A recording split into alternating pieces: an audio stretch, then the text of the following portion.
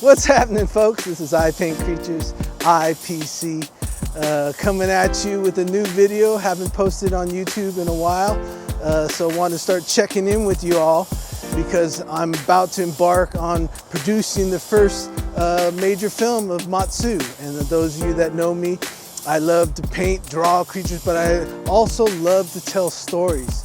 And so this is a fantastical, epic story that I've been working on at least over 20 years now, and it's coming to fruition, and it's going to be very fruitful. I've gathered together some great, incredible musicians and artists from Northern California and basically other parts of the country, and we're going to give our first go at an animated feature. And so I'm going to start making these videos, filling you in, introducing you to the team, and bringing you to Beeewell Park. This is Beeewell Park. This is the park that I have lived next to for quite some time now, and that's where they shot the first Robin Hood. It is the Sherwood Forest, but I call it the Beeewell Park right up here in Northern California. So before I get going, hit that subscribe button. You know, you're gonna wanna know when we start releasing. We're gonna do a lot of making of the Matsu story, which is called Taiko Tale. It's in the back of Symphony. Those of you that have the Symphony book, we're going to take that story that's the first mini graphic novel in the back and turn it into an animated story with song and poetry, and we're just going to flourish it out, and it's going to be the first of many. Been in the lab, went through a lot of life changes lately, and been writing a lot, working on a lot of the scripts and a lot of the story, developed the Matsu story to a level that's, you know, in the tradition that I'm inspired from, like Lord of the Rings and Star Wars and Tales of Narnia and all the great epic tales that have been told throughout the ages. And so Matsu's right up there with that. So today, I'm going to talk to you a little bit about the origin of Matsu and like how I came up with that name for this story.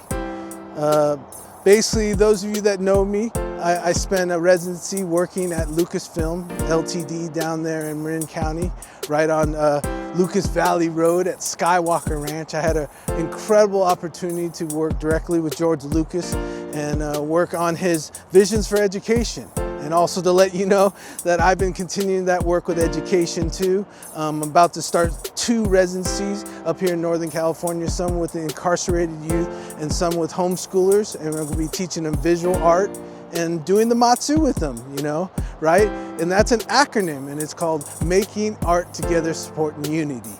And I'm going to tell the story today about where that came from. First of all, going back to Lucasfilm, I got to spend a lot of time in George's library. And that's an incredible place to be. It's not open to the public. It's kind of a private library, and he basically documents all his procedures, his notes, everything of making Star Wars and Indiana Jones and anything else creative he's ever done. And got to go through a lot of his notes. Really inspired me as a storyteller myself, and always being a kid that wanted to tell the story, not just about this earth, the fantastical realm, the different dimensions of the imagination, and express myself, and especially through the art of ancient poetry, right? So I was in the library one day, and I was just sifting through some of his books that are bound of some of his notes, and really inspired about his processes and his creativity and how he does a lot of his art to reveal and discover. And that's how I do a lot of my art, and that's the way Matsu is. I write these stories. I don't even know what I'm going to write about. I just start writing, and the poem comes out, the song comes out, and I start weaving it, and then all the information starts arriving. It's just a magical, incredible process. And so I was in the library one day, and I was reading these books, and this little piece of paper slid out of one of the books, and it landed on the ground. And the godlight came through the ceiling, the windows that were on the top of the Lucasfilm library. And the godlight went right on the piece of paper, and on the piece of paper, it said Matsu. And I thought it was a cool name, especially because I'm Japanese, you know, it really resonated with, like, that's a cool name. So I wrote it in one of my notebooks, you know, one of my poetry notebooks. And then I started kind of thinking about doing the story, an epic story, after I left Lucas. It was a few years after that. I started drawing pictures of some of the creatures and characters, started to write down a little bit of the story, started to integrate my story into it. And basically, and then I was writing and I found that notebook and it said Matsu. And I'm like, that's a cool name, a very catchy name. So let's just name it Matsu. And so I named it Matsu. And for those of you who know, I started developing the story.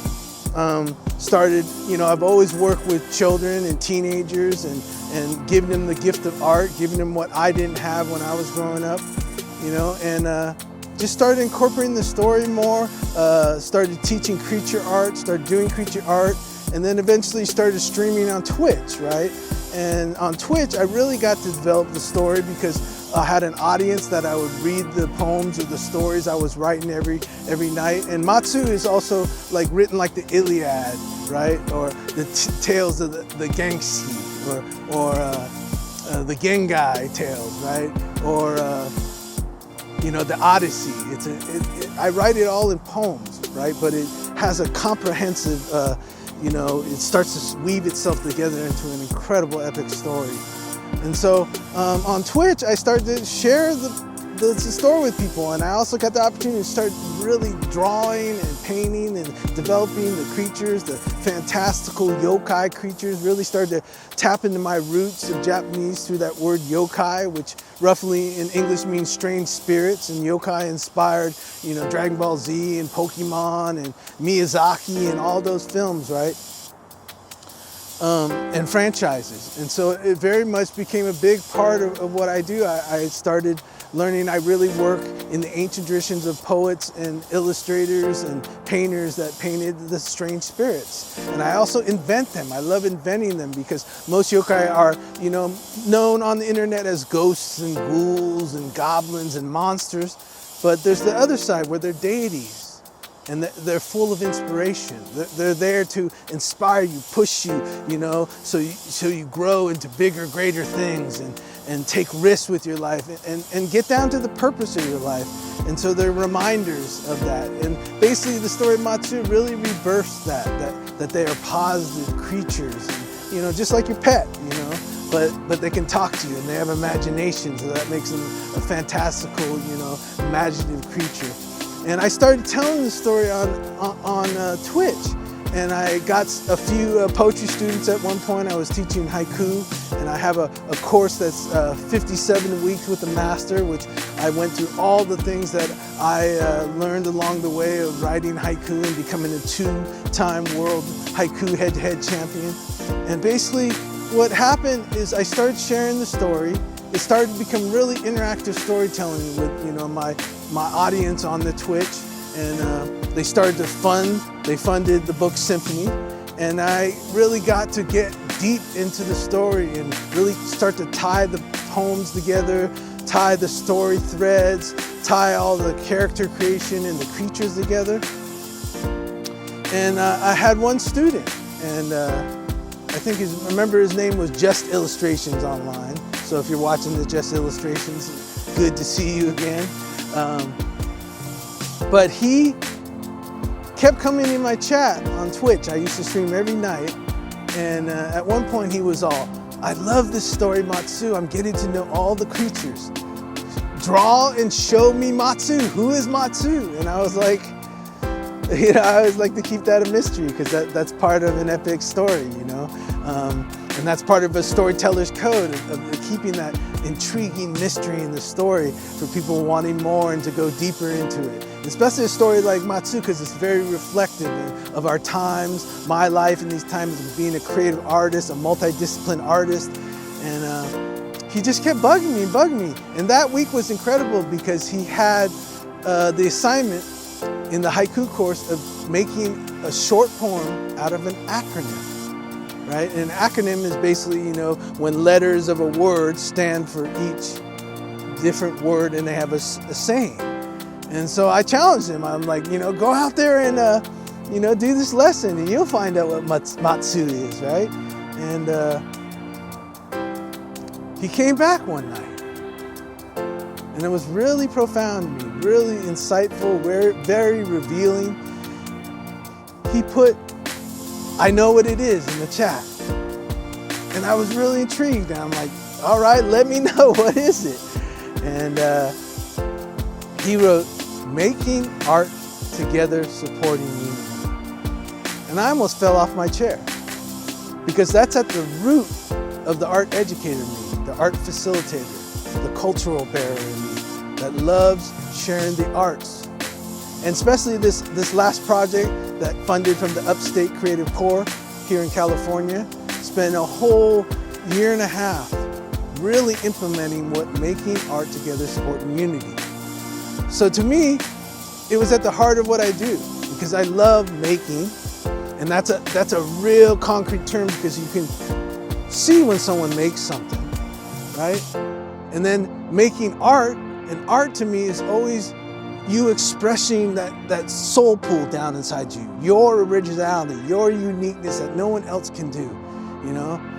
If it's a masterpiece, all the way to just the expression of how you arrange symbols, color symbols, poetry symbols, any art on the page, and express your original nature into being. So that's making art, and then together has always been the heart of who I am. Because my family were in the internment camps. My grandmother and grandfather, Oji-chan and Oba-chan, were in the internment camps.